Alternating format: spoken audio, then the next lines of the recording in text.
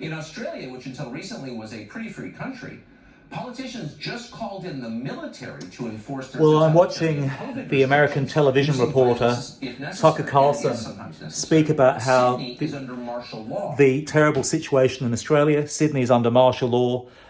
There's lockdowns, of course, in Melbourne, and he's speaking about the military. And yesterday we saw scenes like this here in Sydney. I'll just play that for you. Man approaching a vehicle.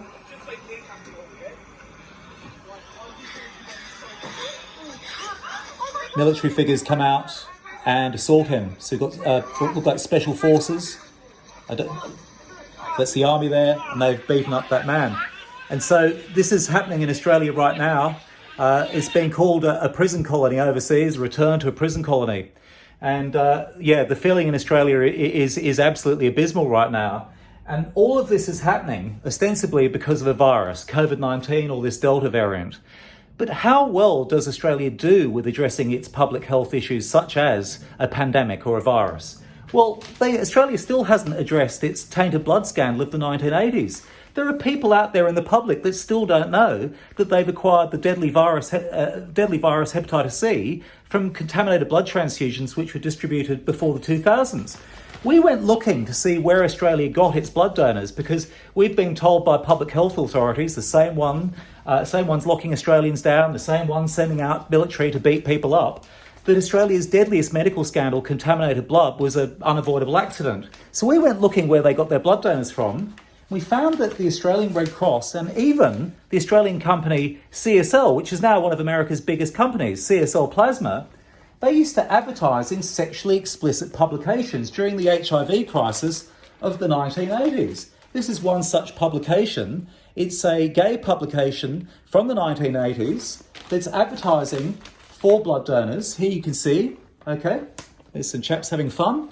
And it's saying situations vacant for blood donors, okay? Now, this is during the HIV crisis, so why on earth would Australian public health authorities advertise for high-risk donors when they know that they could potentially contaminate the blood supply? Well, that's the big scandal. They were developing vaccines with an American company called Merck.